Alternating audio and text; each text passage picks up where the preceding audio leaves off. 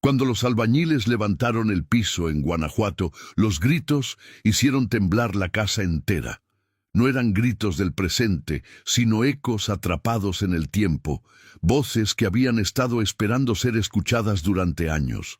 La casa colonial, en el centro histórico de Guanajuato, había sido heredada por Carmen Reyes 3 meses atrás, cuando su tía abuela falleció sin más familia que ella.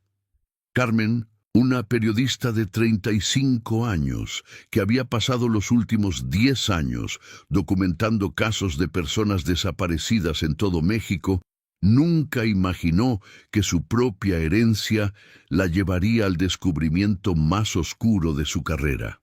El maestro albañil, don Esteban Flores, un hombre de 60 años con manos curtidas por décadas de trabajo, dejó caer su mazo cuando vio lo que había debajo de las baldosas de Talavera.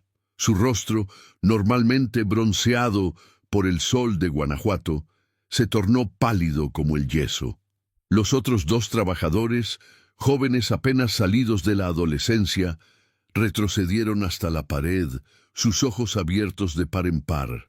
Carmen, que estaba en la cocina preparando agua de Jamaica para los trabajadores, escuchó el silencio repentino y luego el sonido inconfundible de alguien vomitando en su jardín. Corrió hacia el salón principal, donde la renovación había comenzado apenas esa mañana. El plan era simple: restaurar la casa colonial a su antigua gloria, mantener los pisos originales de Talavera del siglo XIX, reparar las vigas de madera del techo y convertir el espacio en un museo dedicado a las víctimas de desaparición forzada en México. Carmen había recibido una pequeña fortuna con la herencia, suficiente para realizar este proyecto que había soñado durante años. Un espacio donde las familias pudieran venir, compartir las fotos de sus seres queridos desaparecidos, donde los nombres no se olvidaran. Pero ahora, parada en el umbral de su salón, miraba un agujero en el piso que revelaba algo que convertiría su proyecto en algo completamente diferente. Don Esteban se acercó a ella lentamente, sus botas dejando huellas de polvo en el suelo que aún permanecía intacto. Habló con voz temblorosa, limpiándose el sudor de la frente con un pañuelo rojo descolorido.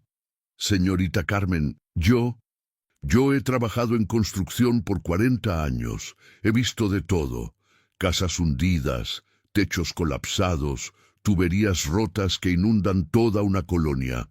Pero esto es diferente. Creo que deberíamos llamar a las autoridades». Carmen se acercó al borde del agujero.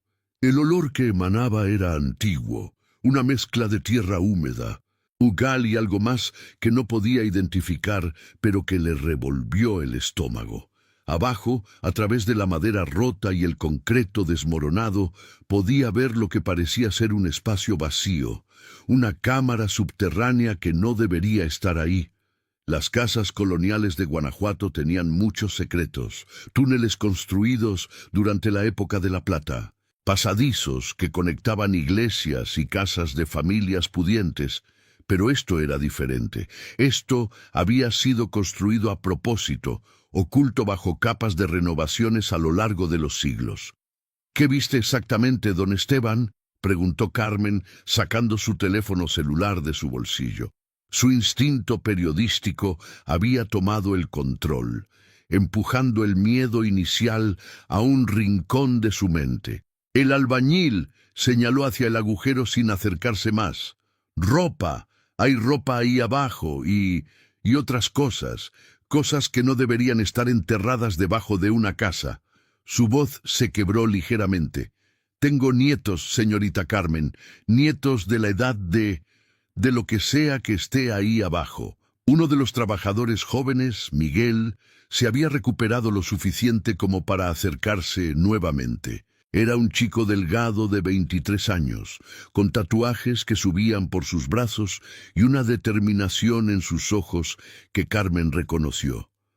Era la misma determinación que había visto en madres buscando a sus hijos desaparecidos, en hermanas que nunca se rendían. «Yo puedo bajar», dijo en voz baja. «Tengo una linterna en mi mochila. Puedo ver qué es. Carmen negó con la cabeza. No, esto es una escena del crimen potencial. Si tocamos algo, si alteramos lo que está ahí abajo, podríamos destruir evidencia. Marcó el número de emergencias, pero antes de presionar el botón de llamada, se detuvo. En su década de trabajo investigando desapariciones, había aprendido que no todas las autoridades podían ser confiadas. Había visto casos donde la policía estaba involucrada, donde los informes se perdían convenientemente, donde las familias que preguntaban demasiado terminaban desapareciendo también. Llamó a un número diferente. Alberto Mendoza, un forense independiente que había trabajado con organizaciones de derechos humanos durante 20 años, alguien en quien confiaba. Respondió al tercer timbre, su voz grave y cansada. «Carmen, ¿qué pasa? Alberto, necesito que vengas a Guanajuato, ahora, y trae a alguien de la Comisión Nacional de Búsqueda, alguien que sepas que no está comprometido». Carmen le dio la dirección mientras don Esteban instruía a sus trabajadores para que cubrieran el agujero con una lona y acordonaran el área con la cinta amarilla de precaución que habían traído para marcar las zonas de trabajo. 3 horas después, Alberto llegó acompañado de 2 personas. Daniela Torres, una investigadora de la Comisión Nacional de Búsqueda de Personas, y un oficial de la Fiscalía Estatal cuyo nombre era Ricardo Salazar. Carmen los recibió en la puerta, notando la tensión en el rostro de Alberto. Había envejecido desde la última vez que lo vio, apenas 6 meses atrás, en un congreso sobre derechos humanos en Ciudad de México. Las líneas alrededor de sus ojos se habían profundizado y había más gris en su cabello negro. «Carmen», dijo Alberto, abrazándola brevemente, «espero que estés equivocada sobre esto». «Yo también lo espero», respondió ella, aunque ambos sabían que su instinto rara vez fallaba. Daniela Torres era una mujer de 40 años, alta y con una presencia que comandaba respeto inmediato.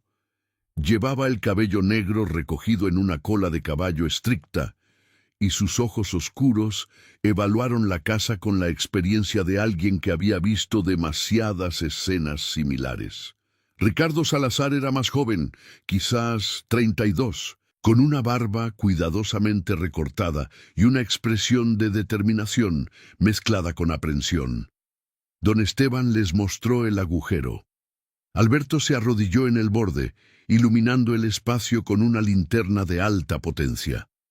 El silencio que siguió fue ensordecedor. Carmen vio cómo su mano temblaba ligeramente mientras ajustaba el ángulo de la luz. Finalmente, se puso de pie y se alejó del agujero. Su rostro una máscara de control profesional que Carmen sabía que escondía horror. «Necesitamos un equipo completo aquí. Antropólogos forenses, fotógrafos, especialistas en excavación. Esto no es reciente, pero tampoco es de la época colonial». La voz de Alberto era clínica, profesional, pero Carmen podía escuchar el temblor subyacente. Daniela ya estaba en su teléfono, organizando el equipo necesario. Ricardo Salazar comenzó a tomar fotografías de la escena, documentando cada detalle. Carmen se sentó en una de las sillas viejas que aún permanecían en el salón, sus piernas súbitamente débiles. Había dedicado años a documentar la tragedia de las desapariciones en México. Había entrevistado a cientos de familias. Había llorado con madres que sostenían fotos descoloridas de sus hijos, pero nunca había estado tan cerca de la evidencia física de esa tragedia.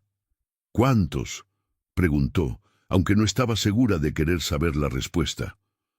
Alberto se sentó a su lado, quitándose los guantes de látex que había usado para el examen preliminar. «No puedo estar seguro sin una excavación completa, pero basándome en lo que puedo ver, al menos 6, posiblemente más». La noche cayó sobre Guanajuato y con ella llegó un equipo de 12 personas. La casa colonial se transformó en una escena de investigación iluminada por potentes luces LED que convertían el crepúsculo en un día artificial. Los vecinos comenzaron a reunirse afuera, sus murmullos de curiosidad y miedo filtrándose a través de las gruesas paredes de adobe. Carmen reconoció a algunos de ellos. La señora Pérez, que vendía tamales en la esquina. Don Julio, que tenía una joyería especializada en plata local. La joven pareja que acababa de abrir una cafetería en la calle. Don Esteban se negó a irse, junto con Miguel y el otro trabajador, un chico callado llamado Roberto. Mi familia ha vivido en Guanajuato por 5 generaciones, dijo el albañil. Si hay algo malo escondido en esta ciudad, necesito saberlo. Necesitamos saber todos. La excavación comenzó con cuidado meticuloso. Carmen observaba desde el umbral mientras los especialistas trabajaban con pinceles y pequeñas palas, removiendo siglos de tierra y secretos. A medida que trabajaban, la horrible verdad comenzó a emerger. No era solo un cuerpo, ni 2. La cámara subterránea se extendía más allá de lo que el agujero inicial revelaba, serpenteando bajo el salón y hacia lo que una vez había sido el comedor. A la 1 de la madrugada, Daniela llamó a Carmen a un lado. Su rostro había perdido todo el color, y por primera vez esa noche, Carmen vio grietas en su armadura profesional. Carmen, necesito que me digas todo lo que sabes sobre tu tía abuela. Todo. ¿Cuándo compró esta casa? ¿Qué hacía? ¿Con quién se asociaba? Todo. Carmen sintió un frío helado en su espina dorsal. ¿Crees que ella tuvo algo que ver con esto? No sé qué pensar todavía, pero esta cámara fue construida deliberadamente. Alguien la planeó, la ejecutó y la mantuvo oculta durante años, décadas posiblemente. Y tu tía abuela vivió aquí durante 50 años. El sol comenzaba a salir sobre Guanajuato cuando Carmen se sentó en el jardín trasero de la casa, una taza de café frío en sus manos. No había dormido. Ninguno de ellos lo había hecho. El equipo forense continuaba trabajando bajo las luces artificiales, documentando meticulosamente cada centímetro de la cámara subterránea.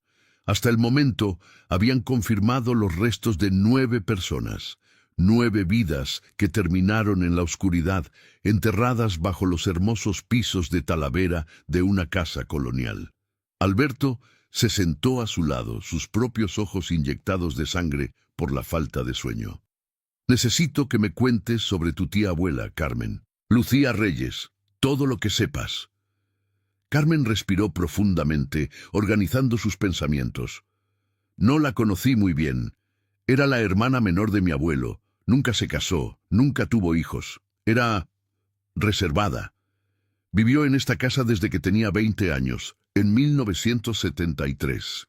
Mi abuelo me contó que ella había heredado la casa de una prima lejana que no tenía descendientes. La familia Reyes tiene raíces profundas en Guanajuato.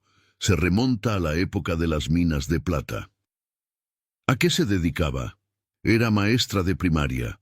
Enseñó durante 40 años en la escuela Benito Juárez, aquí en el centro. Se retiró hace 10 años. Vivía de su pensión y de algunas rentas de propiedades que tenía la familia. Carmen pausó, buscando en su memoria. Era conocida en el vecindario. Ayudaba en la parroquia, organizaba posadas en Navidad, la gente la respetaba.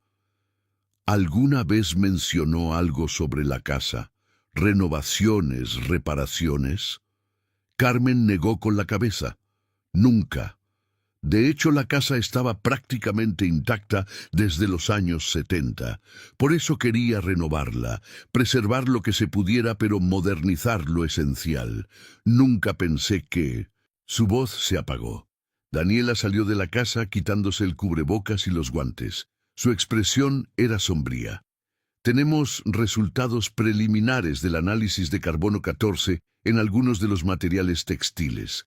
La mayoría de los cuerpos fueron colocados ahí entre 1975 y 1985, pero hay al menos dos que son más recientes, posiblemente de finales de los 90 o principios de los 2000. El estómago de Carmen se revolvió. Eso significa que quien hizo esto lo hizo durante un período de casi 30 años, o que múltiples personas estuvieron involucradas a lo largo del tiempo, añadió Alberto. Las técnicas de entierro varían.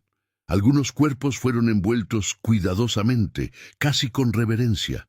Otros fueron simplemente tirados ahí. Ricardo Salazar apareció en la puerta del jardín, su teléfono en la mano. Acabo de hablar con mi supervisora en la Fiscalía. Esto se está convirtiendo en un caso federal. La Comisión Nacional de Búsqueda está asumiendo el control completo, con apoyo del Ejército para el procesamiento de la escena. Carmen, van a necesitar interrogarte formalmente. A ti y a cualquiera que tuviera conexión con tu tía abuela. Las siguientes horas fueron un torbellino. Carmen fue llevada a la Fiscalía Estatal de Guanajuato, donde pasó 6 horas respondiendo preguntas. No como periodista, sino como familiar de una posible sospechosa. Cada detalle de su relación con tía Lucía fue examinado. Cada visita, cada llamada telefónica, cada carta que habían intercambiado a lo largo de los años. El interrogador principal era una mujer llamada Comandante Patricia Ruiz, una oficial de la Policía Federal con 20 años de experiencia en casos de narcotráfico y crimen organizado. Era meticulosa y exhaustiva, pero Carmen podía sentir que no la consideraba una sospechosa real. Aún así, el proceso fue agotador. Su tía abuela murió hace 3 meses de un infarto, según el certificado de defunción, dijo la comandante Ruiz, revisando un archivo. ¿Estuvo usted presente? No. Estaba en Tijuana, documentando un caso de desaparición de migrantes. Mi primo Fernando fue quien la encontró. Ella vivía sola. El vecino notó que no había salido en 2 días y llamó a Fernando, que tenía llave de la casa. Y el funeral fue pequeño, tal vez 20 personas. Algunos vecinos, exestudiantes, gente de la parroquia, mi familia, que no es muy grande, mi madre, mis 2 primos, algunos tíos lejanos. Carmen pausó. Fue triste, honestamente. Una mujer que vivió 83 años y tan poca gente fue a despedirse. ¿Le pareció eso extraño? Carmen consideró la pregunta. En ese momento no. Tía Lucía era reservada, como dije. Pero ahora me pregunto si mantuvo a la gente a distancia por una razón.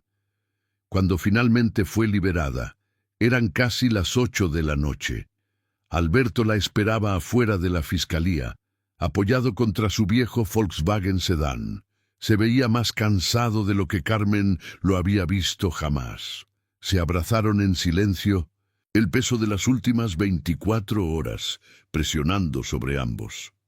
Encontraron algo más, dijo Alberto, mientras conducían de regreso a la casa.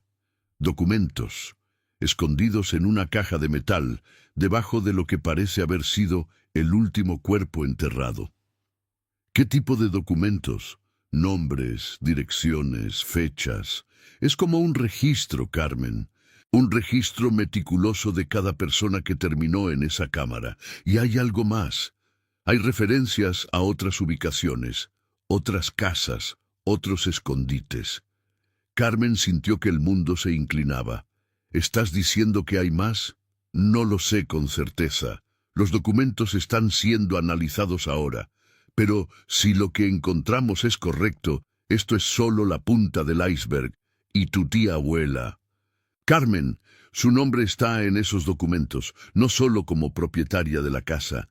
Hay entradas en lo que parece ser su letra. Llegaron a la casa colonial para encontrar que se había convertido en un campamento completo de investigación. Camionetas de la Fiscalía, vehículos del Ejército, equipos de noticias mantenidos a raya por una línea policial. Carmen reconoció a algunos de los periodistas, colegas con los que había trabajado en el pasado. Se cubrió la cara instintivamente. no queriendo convertirse en parte de la historia que sin duda estaban construyendo. Daniela los interceptó antes de que pudieran entrar. Carmen, necesito mostrarte algo, pero tienes que prepararte. Esto va a ser difícil. La llevó a una carpa temporal que habían montado en el jardín, donde habían establecido un centro de operaciones. Sobre una mesa larga, protegidos en bolsas de evidencia, estaban los documentos que Alberto había mencionado. Pero también había otras cosas: fotografías, identificaciones, objetos personales. Hemos logrado identificar provisionalmente a 6 de las 9 víctimas, explicó Daniela. Todas eran jóvenes de entre 15 y 25 años. Todas desaparecieron entre 1975 y 2003. Y Carmen. Todas eran estudiantes. Carmen se acercó a las fotografías. Rostros jóvenes la miraban desde credenciales escolares descoloridas. Una chica con coletas y una sonrisa tímida. Un joven con gafas y una expresión seria.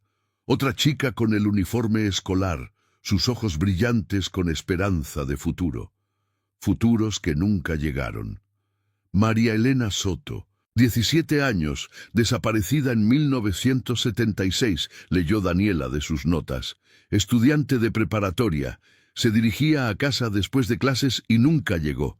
Su familia la buscó durante años. Su madre murió en 2010 sin saber qué le pasó a su hija. Roberto Fuentes, 19 años, desaparecido en 1982. Estudiante de ingeniería en la Universidad de Guanajuato, activo en movimientos estudiantiles. Su familia dijo que había recibido amenazas por su activismo. Teresa Morales, 21 años, desaparecida en 1988. Maestra en formación, dio clases de alfabetización en comunidades marginadas. Desapareció después de una reunión comunitaria. La lista continuaba. Cada nombre, una vida interrumpida. Cada fecha, un momento en que una familia perdió a alguien amado. Carmen sentía náuseas, pero se obligó a escuchar, a mirar cada rostro, a honrar sus memorias. ¿Qué tienen en común además de ser estudiantes?, preguntó Carmen, su mente periodística buscando patrones incluso a través de la emoción. Activismo, respondió Ricardo Salazar, quien había estado trabajando con Daniela. Cada una de estas personas estaba involucrada en alguna forma de activismo social o político. Movimientos estudiantiles en los 70 y 80, organizaciones de derechos humanos en los 90, movimientos anticorrupción en los 2000. Y hay otra conexión. Pausó, eligiendo sus palabras cuidadosamente. 3 de las víctimas identificadas fueron estudiantes de tu tía abuela en algún momento de sus vidas. El mundo de Carmen se estrelló. Se aferró al borde de la mesa, sus piernas amenazando con ceder. Alberto la sostuvo, guiándola a una silla. No puede ser, susurró. Ella era maestra, ayudaba a los niños. No podría. Todavía no sabemos el alcance completo de su involucración, dijo Daniela suavemente. Pudo haber sido cómplice, pudo haber sido víctima también, obligada a participar. O se detuvo. O pudo haber sido la perpetradora. Terminó Carmen la frase, su voz apenas audible. Dios mío, ¿qué tipo de monstruo era? Hay algo más que necesitas saber, dijo Alberto.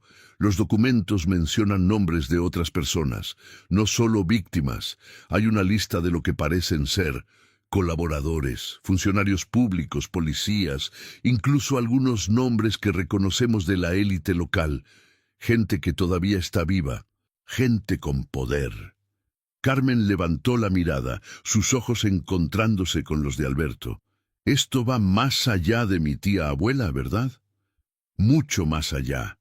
Esto parece haber sido una operación sistemática, una red de personas que hacían desaparecer a quienes consideraban problemáticos, activistas, organizadores comunitarios, cualquiera que desafiara el status quo.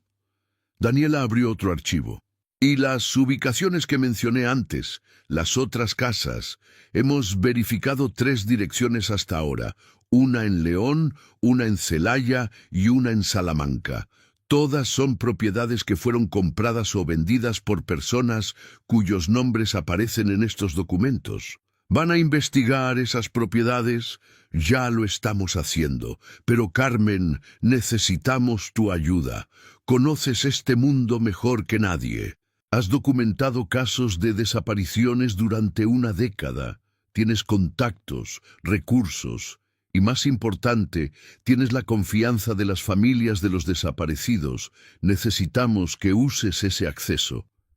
Carmen miró las fotografías de las víctimas nuevamente. Rostros jóvenes congelados en el tiempo, sus vidas arrebatadas antes de que pudieran florecer completamente. Pensó en todas las familias que había conocido, todas las madres que se reunían cada semana en plazas públicas, sosteniendo fotografías de sus hijos desaparecidos, exigiendo verdad y justicia. Pensó en su tía abuela, una mujer que conoció pero aparentemente nunca conoció realmente. ¿Qué necesitan que haga?, preguntó. La noticia explotó como una bomba en los medios nacionales. Descubrimiento macabro en Casa Colonial de Guanajuato. Revela red de desapariciones. Leía el titular del periódico más grande de México. Las redes sociales ardían con especulación, teorías de conspiración y demandas de justicia. Las familias de personas desaparecidas de todo el país comenzaron a converger en Guanajuato, esperando, rogando que sus seres queridos pudieran estar entre los identificados. Carmen se encontró en el centro de una tormenta mediática que no había anticipado. Como periodista, había estado del otro lado muchas veces. Ahora era ella quien evitaba cámaras, quien se escabullía por calles laterales para evitar ser reconocida. La Casa Colonial estaba acordonada completamente, convertida en una escena de crimen activa que tardaría meses en procesarse completamente. Se mudó temporalmente a un pequeño hotel en las afueras de Guanajuato, un lugar discreto donde podía trabajar sin ser molestada. Daniela y Alberto se reunían con ella todas las noches, compartiendo actualizaciones de la investigación que aún no eran públicas. La tarea que le habían encomendado era delicada: usar su red de contactos con familias de desaparecidos para identificar casos que pudieran estar conectados, sin revelar detalles de la investigación que pudieran comprometer el caso legal que estaban construyendo. Una semana después del descubrimiento inicial, Carmen estaba en una pequeña cafetería en el centro de Guanajuato cuando una mujer se acercó a su mesa.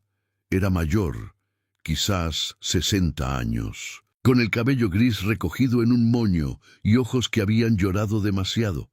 Llevaba una carpeta gastada bajo el brazo. «¿Carmen Reyes?», preguntó la mujer, su voz temblorosa. Carmen asintió, indicándole que se sentara. «¿En qué puedo ayudarla, señora?». La mujer se sentó lentamente, colocando la carpeta sobre la mesa con manos temblorosas. «Mi nombre es Gloria Fuentes. Usted mencionó el nombre de mi hijo en un artículo hace años. Roberto Fuentes desapareció en 1982. Carmen sintió un escalofrío. Roberto Fuentes era una de las víctimas identificadas en la cámara subterránea. Aún no habían contactado oficialmente a su familia, esperando confirmar la identificación mediante análisis de ADN. «Señora Fuentes, yo sé lo que encontraron», interrumpió Gloria, sus ojos llenándose de lágrimas. «Todos lo sabemos, las familias nos comunicamos, compartimos información, hemos estado esperando tantos años. Y ahora finalmente podríamos tener respuestas». Carmen alcanzó su mano a través de la mesa. «Lo siento mucho, no puedo confirmar oficialmente nada todavía, pero no necesito que confirmes nada», dijo Gloria, limpiándose las lágrimas con un pañuelo descolorido. «Solo necesito que escuches. Necesito contarte lo que pasó con mi Roberto. lo que nunca pude decirle a las autoridades porque tenía miedo, porque me amenazaron. Durante la siguiente hora, Gloria le contó a Carmen la historia de su hijo. Roberto había sido un estudiante brillante de ingeniería, apasionado por la justicia social. En 1982, estaba organizando protestas contra la corrupción en el gobierno local, documentando casos de malversación de fondos destinados a comunidades pobres. Había reunido evidencia, nombres, documentos. Una semana antes de que desapareciera, vinieron 2 hombres a nuestra casa, relató Gloria, su voz apenas un susurro. Uno era policía, reconocí el uniforme debajo de su chaqueta. El otro era alguien importante, podía notarlo por la forma en que hablaba, la forma en que el policía lo trataba con deferencia. Le dijeron a Roberto que dejara de hacer preguntas, que olvidara lo que había encontrado. Roberto se negó. ¿Reportaron esto? Gloria rió amargamente. ¿A quién? ¿A la policía? Uno de ellos era policía. ¿Al gobierno? Roberto estaba investigando al gobierno. Estábamos solos, y cuando desapareció una semana después, yo sabía que habían cumplido su amenaza, pero no podía decir nada. Tenía otros 2 hijos que proteger, así que mentí. Dije que Roberto había mencionado irse a Estados Unidos, buscar trabajo allá. Dejé que todos pensaran que simplemente se había ido. Abrió la carpeta y sacó documentos amarillentos, recortes de periódicos, fotografías y algo más, copias de los documentos que Roberto había estado reuniendo. Lo guardé todos estos años, esperando el momento en que fuera seguro compartirlo, esperando justicia. Carmen examinó los documentos, nombres, fechas, transacciones financieras. Algunos de los nombres coincidían con los que habían encontrado en la caja de metal bajo la casa. Políticos locales, empresarios, incluso algunos miembros del clero. Una red de corrupción que se extendía a todos los niveles de poder en Guanajuato durante los años 80. Señora Gloria, dijo Carmen cuidadosamente, estos documentos son evidencia crucial. Necesitan ser entregados a la investigación oficial. Lo sé, por eso vine a ti. Confío en ti. Tu trabajo documentando desapariciones, tu dedicación a dar voz a los que no tienen voz. Sé que harás lo correcto con esto, que asegurarás que la verdad salga a la luz, sin importar a quién proteja. Carmen tomó los documentos con reverencia. Le prometo que haré todo lo posible para asegurar que la historia de Roberto sea contada, que él y todas las víctimas tengan justicia. Esa noche, Carmen se reunió con Alberto, Daniela y Ricardo en una sala de conferencias segura en la fiscalía. Puso los documentos de Gloria Fuentes sobre la mesa y vio cómo las piezas del rompecabezas comenzaban a encajar en las mentes de los investigadores. Esto cambia todo, dijo Ricardo, examinando las transacciones financieras. Algunos de estos nombres son personas que todavía tienen poder hoy. El dueño de la cadena de hoteles más grande del Bajío, un senador que acaba de anunciar su candidatura a gobernador, el director de una universidad prestigiosa. Y, preguntó Carmen, si están involucrados, necesitan enfrentar justicia sin importar su posición actual. Daniela intercambió una mirada preocupada con Ricardo. No es tan simple. Estas personas tienen recursos, conexiones, poder para obstaculizar una investigación. Ya hemos recibido presión desde arriba para manejar el caso con discreción. Discreción, repitió Carmen con desdén. ¿Es código para encubrimiento? Es código para que tengamos que ser extremadamente cuidadosos, intervino Alberto. Una acusación equivocada, un paso en falso legal, y todo este caso podría desmoronarse. Las víctimas y sus familias merecen algo mejor que eso. Carmen entendía la lógica, pero la frustración ardía en su pecho. Había visto demasiados casos donde la justicia se retrasaba hasta que se evaporaba, donde las familias morían esperando respuestas que nunca llegaban. Entonces, ¿qué hacemos? Construimos un caso hermético, dijo Daniela con determinación. Documentamos todo meticulosamente. Seguimos cada pista, y mientras tanto, tú continúas lo que has estado haciendo. Dar voz a las víctimas, contar sus historias. La presión pública es nuestra mejor protección contra la interferencia. Durante las siguientes semanas, Carmen trabajó incansablemente. Publicó artículos detallados sobre cada víctima identificada, humanizándolos, mostrándolos no como estadísticas, sino como personas reales, con sueños, familias, futuros robados. María Elena, que quería ser doctora. Roberto, que soñaba con construir viviendas para los pobres. Teresa, que enseñaba a leer a niños de comunidades marginadas. Cada artículo era una bomba que generaba más atención, más presión, más demandas de justicia. Las manifestaciones comenzaron a formarse frente a la fiscalía, frente al edificio del gobierno estatal, frente a las propiedades de las personas nombradas en los documentos. Las familias de desaparecidos de todo México se unieron, su dolor colectivo transformándose en una fuerza imparable, pero con cada revelación, Carmen también sentía el peso de la amenaza. Comenzó a notar el mismo auto siguiéndola. Recibió llamadas anónimas en medio de la noche, voces distorsionadas advirtiéndole que dejara de cavar. Uno de sus contactos, un activista de derechos humanos que le había estado pasando información, fue atacado y hospitalizado. Alberto insistió en que Carmen aceptara protección policial, pero ella se negó. Si acepto protección oficial, algunos la verán como evidencia de que estoy trabajando con el gobierno. Perderé la confianza de las familias, perderé mi acceso a información. Y si no aceptas protección, podrías perder tu vida, respondió Alberto bruscamente.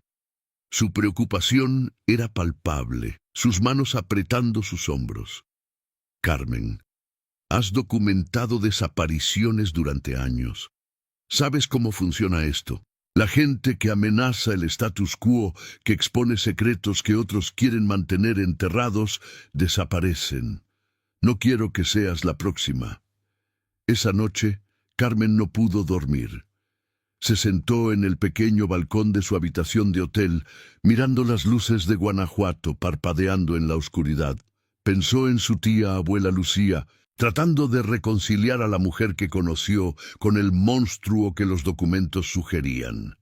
¿Cómo alguien que enseñaba a niños durante el día podía ser cómplice de enterrar jóvenes activistas durante la noche? Su teléfono sonó. Era un número desconocido. Por un momento, consideró no contestar, pero su curiosidad periodística ganó. ¿Hola? Carmen Reyes. La voz era de una mujer mayor, refinada, con un acento de clase alta. No me conoces, pero yo conocía muy bien a tu tía Lucía. Necesitamos hablar. Hay cosas que necesitas entender sobre lo que está pasando, sobre lo que realmente pasó. ¿Quién es usted?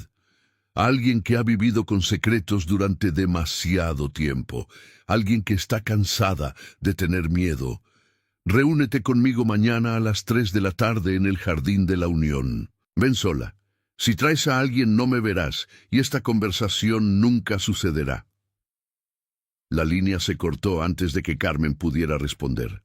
Se quedó mirando el teléfono, su corazón latiendo con fuerza. Cada instinto le decía que era una trampa, pero también sabía que algunas verdades solo se revelaban en las sombras, en conversaciones susurradas lejos de oídos oficiales. Decidió ir, pero no tan sola como la mujer pedía. Le envió un mensaje de texto a Alberto con la ubicación y la hora, instruyéndole que mantuviera distancia, pero que estuviera cerca. Si algo salía mal, al menos alguien sabría dónde buscarla. El Jardín de la Unión era el corazón de Guanajuato. Una plaza triangular rodeada de laureles indios donde músicos tocaban, enamorados se encontraban, y la vida de la ciudad fluía.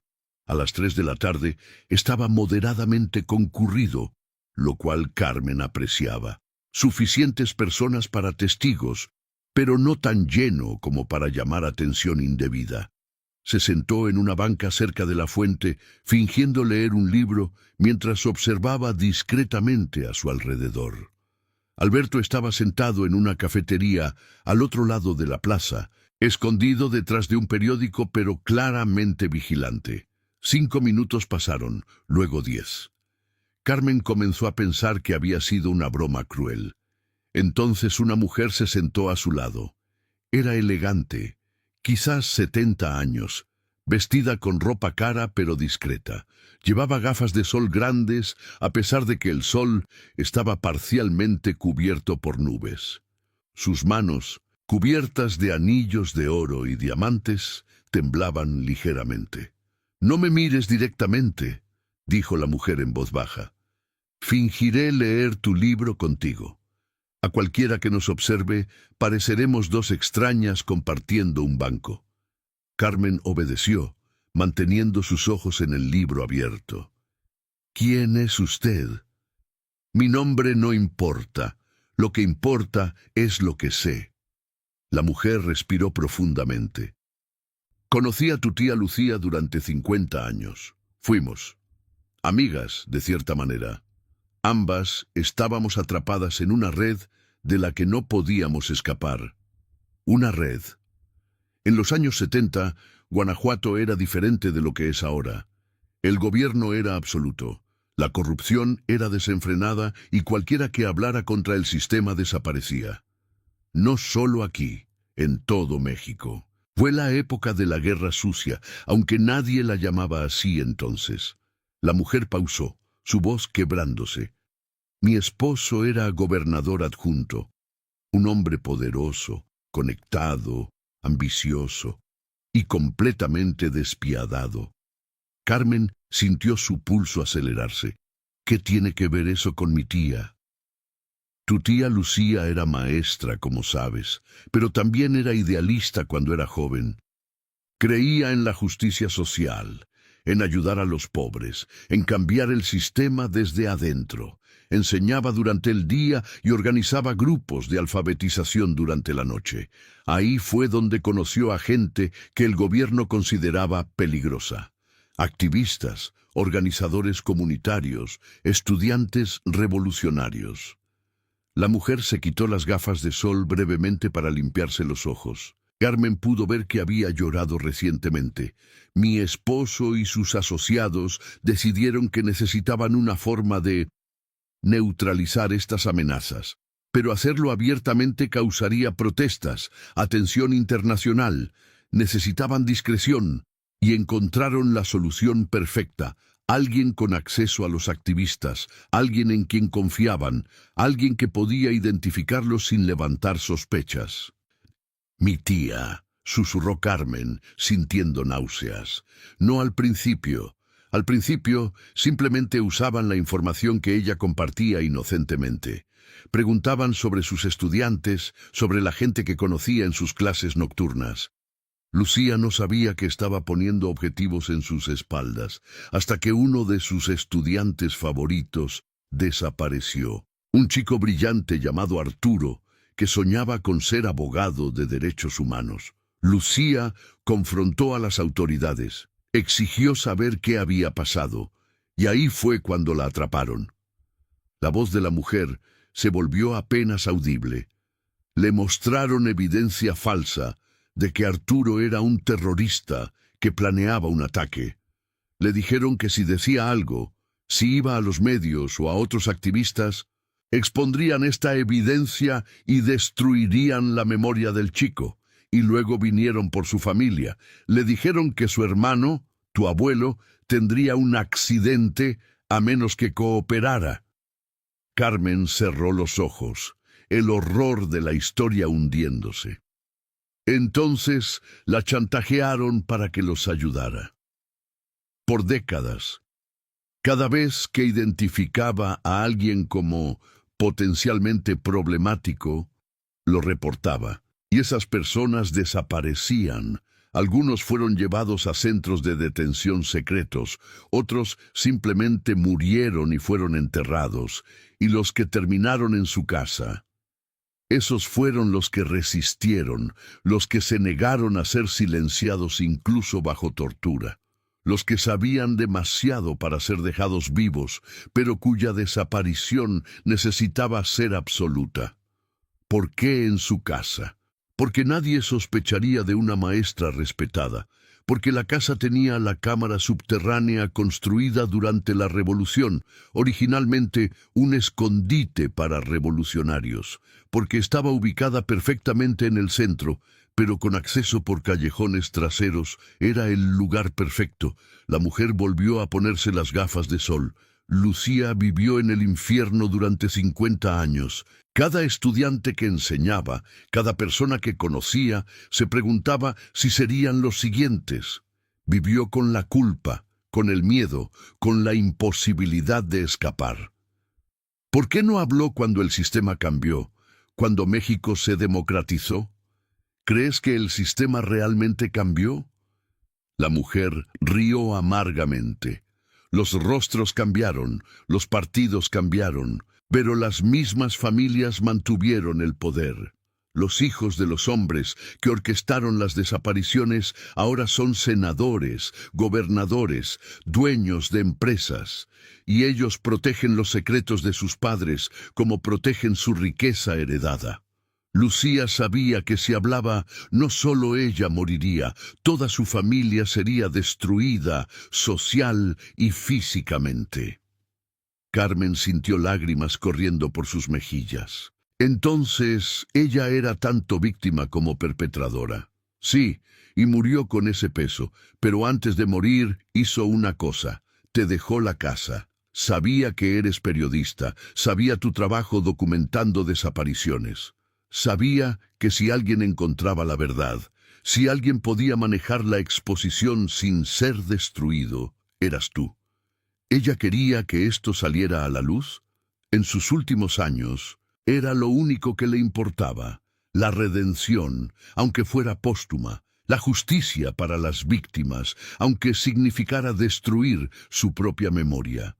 Por eso dejó la casa necesitando renovación.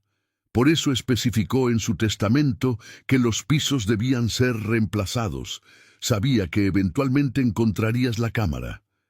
Carmen se quedó en silencio, procesando esta revelación. Su tía no había sido simplemente una villana, sino una víctima atrapada en un sistema de terror que la convirtió en cómplice de atrocidades.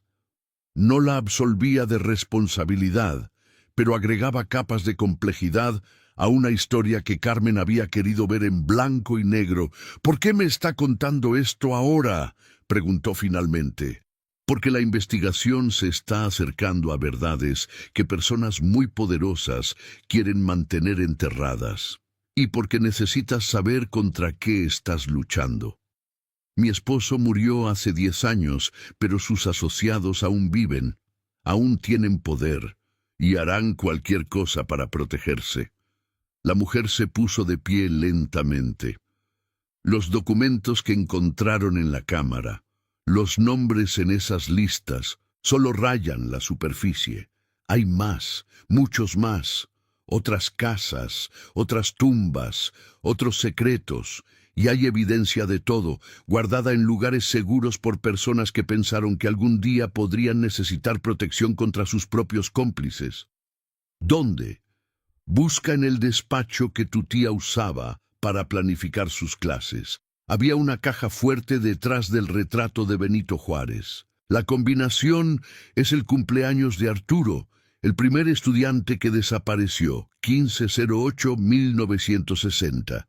Ahí encontrarás más de lo que los investigadores oficiales descubrieron. Y úsalo sabiamente, Carmen. Esta información puede liberar la verdad, pero también puede hacerte desaparecer si no tienes cuidado. La mujer comenzó a alejarse, pero Carmen la detuvo con una pregunta final. ¿Qué pasó con usted? Porque está viva para contarlo, porque jugué el juego, porque sonreí en las fiestas y mantuve la boca cerrada, porque sacrifiqué mi alma para proteger a mis hijos. Se volvió ligeramente, y Carmen pudo ver lágrimas corriendo debajo de sus gafas de sol. Pero ahora mis hijos han crecido y se han ido, y estoy vieja y cansada de llevar secretos de muertos. Quizás es egoísmo, quizás es cobardía esperar hasta ahora, pero al menos estoy haciendo algo antes de morir. Y con eso desapareció entre la multitud del Jardín de la Unión, dejando a Carmen sentada en la banca, su mente procesando revelaciones que cambiaban todo. Esa noche, Carmen se reunió con Alberto, Daniela y Ricardo en una ubicación segura. Una casa segura que la Comisión Nacional de Búsqueda mantenía para testigos protegidos. Les contó todo lo que la mujer misteriosa había revelado, observando sus rostros mientras procesaban las implicaciones. «Necesitamos entrar a ese despacho», dijo Daniela inmediatamente. «Si hay evidencia adicional, necesitamos asegurarla antes de que alguien más la encuentre y la destruya». «La casa todavía está bajo procesamiento forense», señaló Ricardo. «Pero podríamos justificar una búsqueda adicional basada en esta nueva información». 2 horas después, estaban de vuelta en la casa colonial de Guanajuato, ahora envuelta en oscuridad, excepto por las luces de seguridad de la escena del crimen. El despacho de tía Lucía estaba en el segundo piso, una habitación pequeña con estantes llenos de libros de pedagogía y pilas de exámenes corregidos que databan de décadas atrás. El retrato de Benito Juárez colgaba en la pared norte, una reproducción común que se encontraba en miles de hogares mexicanos. Alberto lo levantó cuidadosamente, revelando una caja fuerte antigua empotrada en la pared. Carmen marcó la combinación con dedos temblorosos. 150-81960. La caja fuerte se abrió con un clic. Adentro había 3 cosas: una memoria USB, un cuaderno encuadernado en cuero y un sobre manila grueso. Daniela, usando guantes, sacó cada artículo cuidadosamente. Abrió primero el cuaderno. Era un diario, escrito con la letra cuidadosa de tía Lucía, que databa de 1973. Carmen leyó la primera entrada en voz alta, su voz quebrándose. «Hoy conocí a Arturo. Tiene 17 años y sueña con cambiar el mundo. Me recuerda a mí misma a su edad, antes de aprender cuán cruel puede ser el mundo. Le prometí ayudarlo a estudiar para su examen de ingreso a la universidad. ¡Qué brillante futuro le espera!».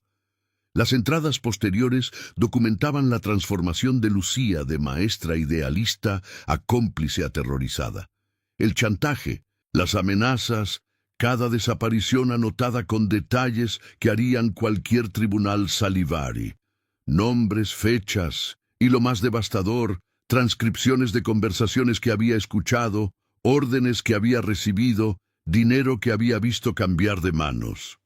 El sobre manila contenía fotografías, reuniones clandestinas de funcionarios públicos, entregas de dinero y, lo más incriminatorio, fotografías de algunas de las víctimas siendo llevadas antes de su desaparición final.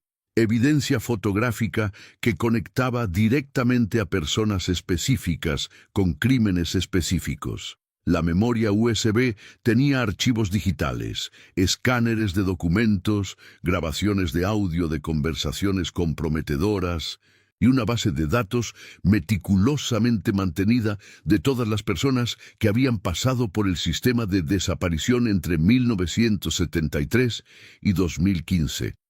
No solo en Guanajuato, sino en todo el estado y más allá. Cientos de nombres, cientos de vidas terminadas. Esto es suficiente para procesar a docenas de personas, susurró Ricardo, su rostro pálido. Funcionarios actuales, empresarios, incluso algunos que pensábamos eran respetables defensores de derechos humanos. Esto va a hacer explotar todo. Por eso tu tía lo mantuvo escondido durante tanto tiempo, dijo Alberto suavemente. Esto no es solo evidencia, es una bomba nuclear que destruiría estructuras de poder que han existido durante generaciones. Carmen tocó el diario con reverencia. Ella vivió en silencio, guardando secretos que la estaban matando por dentro, esperando el momento adecuado, y me eligió para detonar esa bomba. La pregunta es, dijo Daniela, ¿estás lista para lo que viene después? Porque una vez que esto se haga público, no habrá vuelta atrás. Cada persona poderosa nombrada aquí vendrá por ti, con abogados, con amenazas, con todo lo que tienen. Carmen miró las fotografías de las víctimas que habían sido colgadas en las paredes de la carpa de investigación. Rostros jóvenes, llenos de esperanza y potencial. Pensó en las familias que había conocido, madres que envejecieron buscando a hijos que nunca regresaron. Pensó en Gloria Fuentes, quien había guardado los documentos de su hijo durante 40 años esperando justicia. Estoy lista, dijo finalmente. Pero no vamos a hacer esto a través de canales oficiales solamente. Vamos a hacerlo público simultáneamente. Vamos a publicar esto en cada medio que tengamos acceso, nacional e internacional. Vamos a asegurarnos de que tantas personas como sea posible vean esta evidencia que será imposible enterrarla nuevamente. Durante las siguientes 2 semanas, Carmen trabajó incansablemente. Coordinó con periodistas de confianza de todo México y el extranjero. Organizó una conferencia de prensa masiva. Contactó a organizaciones internacionales de derechos humanos. Y, lo más importante, reunió a las familias. El día de la revelación, el auditorio más grande de Guanajuato estaba lleno. Familias de personas desaparecidas de todo el país llenaban las sillas. Medios nacionales e internacionales tenían sus cámaras listas. Observadores de las Naciones Unidas estaban presentes. Y en el escenario, Carmen se paró junto con Daniela, Alberto y representantes de las familias, lista para exponer 50 años de secretos.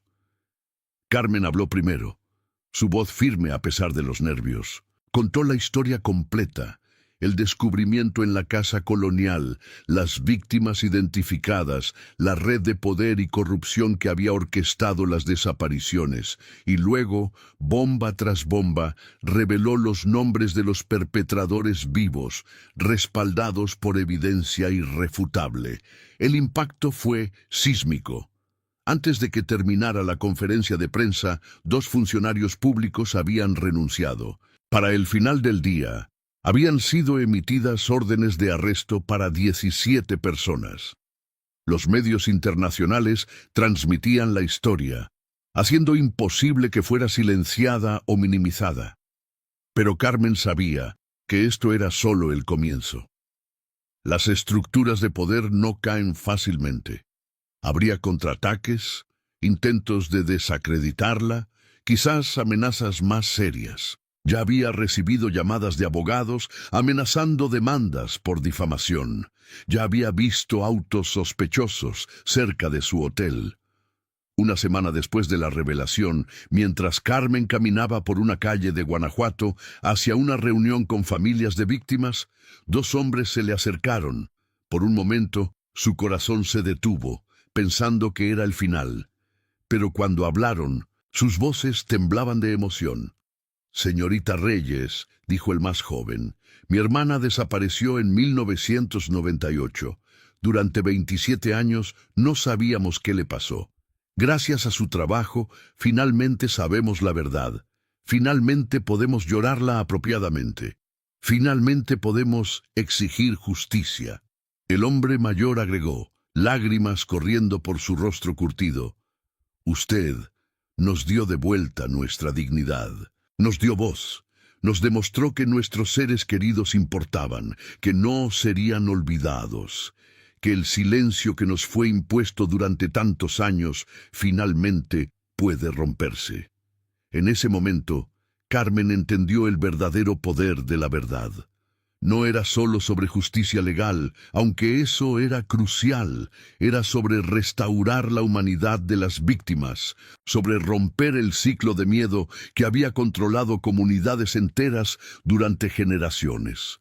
Era sobre demostrar que ningún poder era tan grande que pudiera enterrar la verdad para siempre. Los procesos legales tomarían años. Habría obstáculos, frustraciones, quizás algunas injusticias donde los poderosos escaparían consecuencias completas. Pero el silencio había sido roto. Los secretos habían sido expuestos y las familias finalmente tenían voz. Carmen continuó su trabajo, ahora con protección oficial que finalmente aceptó. Transformó la casa colonial no en un museo como había planeado originalmente, sino en un centro de memoria y justicia, un lugar donde las familias de desaparecidos podían reunirse, compartir historias, planear estrategias para buscar a sus seres queridos. Las paredes que una vez ocultaron crímenes horribles ahora mostraban fotografías de las víctimas, no como cuerpos anónimos, sino como personas que habían vivido, amado, soñado. En el primer aniversario del descubrimiento, se llevó a cabo una ceremonia especial. 9 árboles fueron plantados en el jardín de la casa, uno por cada víctima identificada en la cámara subterránea. Sus familias estuvieron presentes, finalmente capaces de llorar con certeza en lugar de con esperanza agonizante. Gloria Fuentes se acercó a Carmen después de la ceremonia, sosteniendo una fotografía enmarcada de su hijo Roberto. «Mira», dijo, señalando el árbol joven que llevaba una placa con el nombre de Roberto. «Finalmente tiene un lugar de descanso. Finalmente puede estar en paz, y nosotros también». Carmen abrazó a la mujer mayor, ambas llorando silenciosamente. Miró alrededor del jardín, a las familias reunidas, a los árboles jóvenes que crecerían fuertes con el tiempo. Pensó en su tía Lucía, una mujer quebrada por un sistema de terror que nunca debería haber existido, pero que en sus últimos actos había intentado rectificar décadas de complicidad forzada. La verdad no era simple, la justicia no era perfecta, pero el silencio había sido roto, y en un país donde miles seguían desaparecidos, donde el miedo aún mantenía a muchos callados, eso importaba. Cada historia contada, cada nombre restaurado, cada familia que podía finalmente llorar, era un acto de resistencia contra un sistema que prefería que los muertos permanecieran olvidados y los vivos permanecieran aterrorizados. Carmen miró hacia el cielo de Guanajuato, las montañas circundantes bañadas en la luz dorada del atardecer. En algún lugar de esas montañas, en pueblos y ciudades de todo México, había más secretos enterrados, más verdades esperando ser descubiertas. Y ahora había más personas dispuestas a buscarlas, inspiradas por el ejemplo de lo que un descubrimiento podía catalizar. La libertad del pueblo, comprendió Carmen, no era solo ausencia de opresión física, era la libertad de conocer la verdad, de llorar a los muertos abiertamente, de exigir justicia sin miedo. Era la libertad de recordar cuando otros querían que olvidaras, de hablar cuando otros te ordenaban silencio, de resistir cuando otros esperaban sumisión. Y en esa casa colonial de Guanajuato, donde gritos atrapados en el tiempo finalmente habían sido escuchados, esa libertad estaba floreciendo, imperfecta, frágil, pero innegablemente real. Un testimonio de que incluso los secretos más oscuros eventualmente encuentran la luz, y que la verdad, por más dolorosa que sea, es siempre el primer paso hacia la sanación. Los 9 árboles se mecían suavemente en la brisa vespertina, sus hojas susurrando promesas de memoria, justicia y libertad. Y Carmen supo que mientras siguiera habiendo personas dispuestas a escuchar esos susurros, a amplificar esas voces silenciadas, había esperanza para un futuro donde tales atrocidades fueran verdaderamente imposibles. Esta era su promesa a las víctimas, a sus familias y a su tía Lucía, quien en su acto final había elegido la redención sobre el silencio perpetuo.